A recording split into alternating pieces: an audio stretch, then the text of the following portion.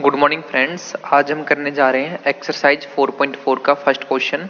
जो हमारा क्वेश्चन है वो क्या है, write the minors and cofactors of the elements of the following determinants. ठीक है, बिल्कुल नया कंसेप्ट है आपके लिए 4.4 में और बहुत ही इंपॉर्टेंट कंसेप्ट है।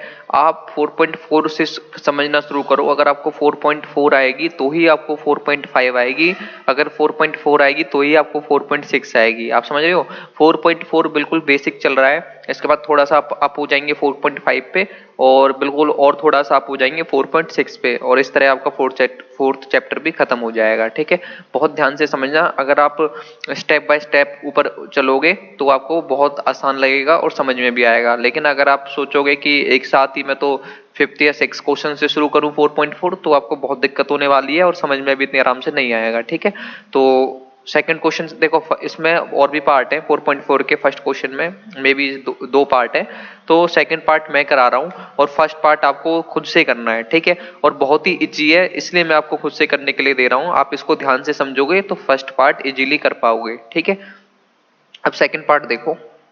इसमें आपको ये डिटर्मिनेंट दिया हुआ है। ठीक है, इसमें 2x2 की मैट्रिक्स है एक तरह से, और उसका डिटर्मिनेंट बनाया हुआ है। ठीक है, और इसमें कितने एलिमेंट हैं, टोटल 4 एलिमेंट्स हैं। तो इसमें क्या बोला है आपसे, राइट द माइनर्स। ठीक है, माइनर्स आपको बताने एंड कोफैक्टर्स, और कोफैक्टर्स भी आपको बताने। ठीक है, तो सबसे पहले ना हम माइनर्स की बात कर लेते हैं कि माइनर्स क्या होते हैं। तो माइनर्स बहुत सिंपल है आपके लिए। कैसे, देखो, जैसे A11 का माइनर्स मुझे A11 का मुझे माइनर निकालना है। ठीक है, A11 के माइनर का मतलब है कि जैसे A11 कौन सा होता है हमारा, देखो यहाँ पे होता है A11, ये हमारा A11 होता है, ये हमारा A12 होता है, ये हमारा A21 होता है। A21 का मतलब सेकंड रो फर्स्ट कॉलम का एलिमेंट, जो सेकंड रो फर्स्ट कॉलम में आ रहा है। ये देखो हमारा सेकंड रो है और सेकंड ही कॉलम है, तो ये हमारा क्या हो गया, A22 हो गया। ठीक है, तो इस तरह से आप A11 इन एलिमेंट्स की, जो एलिमेंट्स को इजीली आइडेंटिफाई कर सकते हो कि कौन सा A11 है, कौन सा A12 है, और कौन सा A21 है एंड कौन सा A22 है। ठीक है, 2x2 की मैट्रिक्स में। अब सबसे पहले अब जैसे एलिमेंट्स के ही माइनर होते हैं और एलिमेंट्स के ही कोफैक्टर होते हैं। जैसे हमारे यहाँ पे 4 एलिमेंट है टोटल, इस वाले डिटर्मिनेंट में टोटल 4 एलिमेंट्स हैं। इसका मतलब आपके पास 4 ही माइनर होने वाले हैं एंड 4 ही कोफैक्टर होने वाले हैं। जितने एलिमेंट्स होते हैं वो 3, मतलब जैसे एक एलिमेंट का एक माइनर होता है। अब जैसे A12 है उसका भी एक माइनर होगा, A21 है उसका भी एक अलग माइनर होगा, और A22 है उसका भी एक अलग माइनर होगा। ठीक है, अब क्वेश्चन पे बढ़ते हैं। जैसे A11, ठीक है, माइनर ऑफ A11 क्या होगा, जैसे हमारा A11 क्या है, ये वाला, ये A11 है, तो इसके करस्पॉन्डिंग ये रो कट हो गई और इसके करस्पॉन्डिंग ये कॉलम कट हो गया। ठीक है, जब इसके करस्पॉन्डिंग रो और कॉलम कट हो गया तो कौन सा एलिमेंट बचा, आपके पास केवल D बचा हुआ है। तो इसलिए A11 का जो माइनर है वो कितना हो गया, D हो गया। ठीक है, और माइनर को हम किससे डिनोट करते हैं, कैपिटल M से। तो minor of A11 equal to कितना लिखा है मैंने, M11। ठीक है, इसका मतलब है M11 का क्या मतलब होता है, माइनर ऑफ A11। ठीक है, तो M11 कितना हो गया हमारे पास, सिंपली D हो गया। अब हम निकालते हैं माइनर ऑफ A12।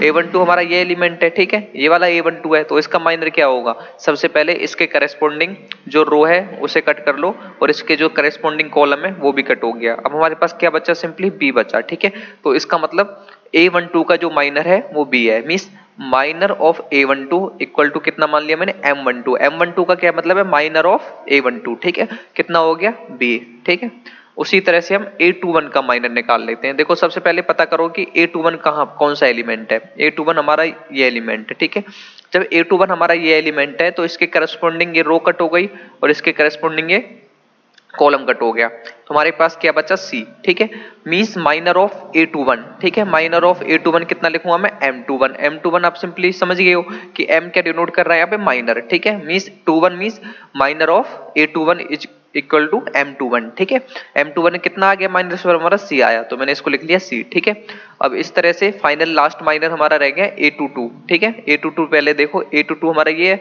तो इसके करस्पॉन्डिंग आप ये रो कट हो गई और इसके करस्पॉन्डिंग ये कॉलम कट हो गया, तो हमें क्या मिला इस बार, A मिला।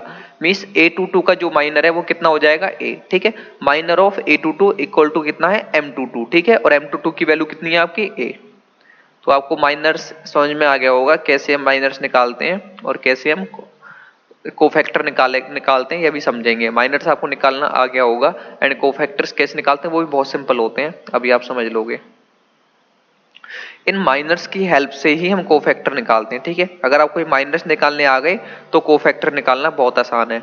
देखो कोफैक्टर्स ऑफ A11 कैसे निकालेंगे, देखो A11 का जो कोफैक्टर होगा, देखो कोफैक्टर को जनरली हम किससे डिनोट करते हैं, जैसे A11 का कोफैक्टर निकालना है तो मैं इसको लिख सकता हूँ C11 या फिर सिंपली कैपिटल A और नीचे 11। ये दोनों ही कोफैक्टर को डिनोट करने के साइन है कि C11 होगा उसका मतलब है A11 का कोफैक्टर है ये, और कैपिटल A11 लिखा होगा उसका मतलब भी है A11 मींस स्मॉल A11 का ये कोफैक्टर है, ठीक है। आप जिससे मर्जी उससे डिनोट कर सकते हो, लेकिन आपका जो 12th क्लास है, 12th क्लास में जो डिनोट किया हुआ है वो कैपिटल A11 से डिनोट किया हुआ है बुक में, C11 से डिनोट नहीं किया हुआ है। लेकिन जब भी आप कॉलेज में जाओगे तो कॉलेज में जनरली C11 से डिनोट करते हैं। बीकॉम का नहीं पता, बट हम जैसे बीटेक वगैरह करते हैं या फिर बीएससी आप करोगे तो उसमें C11 से डिनोट करते हैं। स्टैंडर्ड जो बुक होती है हमारी, जो फॉरेन राइटर होते हैं या कुछ बड़े राइटर्स हैं, वो हमारे कैपिटल C11 से डिनोट करते हैं। लेकिन आपको 12th क्लास में हो तो A11 से ही, कैपिटल A11 से डिनोट कर लेना, ठीक है। तो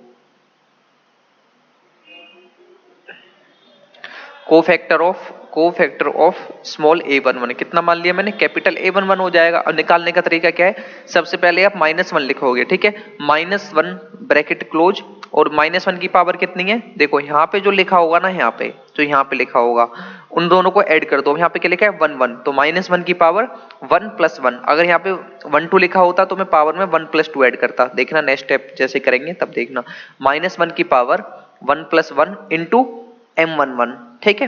अब -1 की पावर 1 + 1 कितना हो गया, मींस -1 की पावर 2 इंटू M11 की वैल्यू कितनी है, देख लो यहाँ से, जो M11 है वो कितना आपका D, ठीक है। तो M11 की वैल्यू मैंने कितनी डाल दी D। अब -1 की पावर 2 क्या होता है, अब आपको पता होगा अगर -1 की पावर इवन है, मतलब -1 की जो भी पावर है अगर वो इवन नंबर है, ठीक है, तो हमारा +1 हो जाता है। अगर -1 की पावर कोई ओड नंबर है, ठीक है, तो हमारा -1 आता है। अब यहाँ पे देखो -1 की पावर 2, 2 कैसा नंबर है, एक इवन नंबर है, इसलिए -1 की पावर 2 कितना हो जाएगा 1, और 1 इंटू D कितना होता है हमारा, सिंपली D आता है, ठीक है। तो यहाँ पे हमारा कोफैक्टर ऑफ A11 कितना आ गया, D आ गया, ठीक है। अब कोफैक्टर ऑफ A12 निकाल लेते हैं, ठीक है। कोफैक्टर ऑफ A12 कितना हो जाएगा, कैपिटल A12 लिख लूंगा सिंपली डायरेक्टली। अब बार बार ऐसे नहीं लिखेंगे हम, कोफैक्टर ऑफ A11 ऐसे करके आगे भी नहीं लिखेंगे क्योंकि इसकी जरूरत नहीं होती है। सब समझाने के लिए आप सिंपली कैपिटल A12 लिख दो। इसका क्या मतलब है, कोफैक्टर ऑफ A12, ठीक है। कैसे निकलेगा, -1 की पावर कितनी होगी, यहाँ पे देखो क्या लिखा हुआ है 1 2, मींस -1 की पावर 1 + 2, ठीक है, इंटू M12, ठीक है, M1। अब देखो -1 की पावर 1 + 2 कितना हो गया, 3 होता है। -1 की पावर 3 कितनी होगी, -1 ही आएगी। मैंने बोला ना अगर इवन नंबर है तो +1 हो जाता है, और -1 की पावर अगर कोई ओड नंबर है तो हमारा -1 ही आता है, ठीक है। और M12 की वैल्यू कितनी है, देखो M12 की वैल्यू कितनी है B, तो M12 की वैल्यू आप डाल दो यहाँ पे B, ठीक है। और -1 को B से मल्टीप्लाई करोगे कितना आएगा, -B, ठीक है। अब A21 निकाल लें, A21 कितना हो जाएगा, सिंपली A21 इक्वल टू -1 की पावर 2 + 1, 2 + 1 आ गया, इंटू M21, ठीक है। यहाँ पे A21 निकालना है तो यहाँ पे मैं क्या लूंगा, M21 ही लूंगा, ठीक है। इक्वल टू -1 की पावर 3 कितना हो जाएगा, -1, और M21 की वैल्यू कितनी है, M21 की वैल्यू आप निकाल चुके हो पहले, माइनर कितना है ये C, तो M21 की वैल्यू मैंने यहाँ पे डाल दी C। जब C को आप -1 से मल्टीप्लाई करोगे कितना आएगा आपका, -C, ठीक है। अब हम capital A22 means cofactor of A22 निकालेंगे तो सिंपल कितना आ जाएगा आपका, -1 की पावर यहाँ पे 2 2 है तो 2 + 2, -1 की पावर 2 + 2 इंटू M22, ठीक है। अब -1 की पावर 2 + 2 मींस -1 की पावर 4, और -1 की पावर 4 कितना होता है, +1, और M22 की वैल्यू कितनी है देख लो, जो M22 की वैल्यू वो कितनी है A, ठीक है। तो यहाँ पे मैं सिंपली M22 की वैल्यू मैंने कितनी डाल दी A, तो 1 इंटू A कितना होता है A, तो ये A22 मीन्स ये मतलब एलिमेंट A22 का कोफैक्टर आ गया हमारा जो कि है A। तो इस तरह से आपने माइनर्स एंड कोफैक्टर आपको निकालने हैं, और बिल्कुल इजी है। 2/2 का माइनर्स एंड कोफैक्टर निकालना तो बहुत इजी है। अब 3/3 का निकालेंगे तो आपको मतलब वो भी बहुत आसान है, आप सब कुछ पढ़ चुके हो, मतलब आपने यूज किया है, लेकिन आपको ये नहीं पता कि इसे माइनर बोलते हैं, इसे कोफैक्टर बोलते हैं, ठीक है। इसी 4.4 एक्सरसाइज में ही इस बात का रीजन आपको मिलने वाला है कि जब हम डिटर्मिनेंट को सोल्व करते हैं तो जो सेकंड एलिमेंट है वो माइनस में क्यों आता है, और यही रीजन है। आप कोशिश करना यहीं से समझने की, लेकिन जब वो क्वेश्चन आएगा इसमें वो रीजन आ चुका है, लेकिन अभी आप नहीं समझ पा रहे होंगे, पर आप कोशिश करना क्यों माइनस आता है वो, थोड़ा थोड़ा आप समझ जाओगे, नहीं तो फोर्थ या फिफ्थ क्वेश्चन वो उसी बेस पे दिया हुआ है। तो मैं उसको जब समझाऊंगा तो आपको अच्छे से समझ में आ जाएगा। अभी आप फिलहाल फोकस करो माइनर्स एंड कोफैक्टर्स पे, ठीक है। तो माइनर्स आपको समझ में आ गया कैसे निकालते हैं, और कोफैक्टर्स भी आपको समझ में आ गया कैसे निकालते हैं। इन क्वेश्चनों को बिल्कुल भी मतलब अच्छे से समझना है, बिल्कुल भी इनमें ढील आपको नहीं देनी है। आप जितना इन्हें अच्छे से करोगे उतना आपका बेस स्ट्रांग हो जाएगा डिटर्मिनेंट का, क्योंकि ये बेस चल रहा है। अब इसके बाद आपसे देखो माइनर्स एंड कोफैक्टर्स पूछेगा, उसके बाद आपसे इनवर्स निकलवाएगा। समझ लो अगर आपको इनवर्स निकालना आ गया, आपने 3/3 का इनवर्स निकाला हुआ है पहले भी मैट्रिक्स में, अब आपको फिर से इनवर्स निकालना सिखाऊंगा, लेकिन इस बार आपको using minors and cofactors, means कोई प्रॉपर्टी नहीं लगाएंगे, कोई कुछ नहीं करेंगे, विदाउट किसी प्रॉपर्टी के हम निकालेंगे इनवर्स। तो वो बहुत इंपॉर्टेंट है। अगर ये सब चीजें आपको आ जाएंगी तो आप मतलब आपको मैट्रिक्स एंड डिटर्मिनेंट अच्छे से आ जाएगा, ठीक है। अगर आपको ये वीडियो अच्छी लगी हो तो लाइक शेयर एंड सब्सक्राइब जरूर करना चैनल को। Thank you.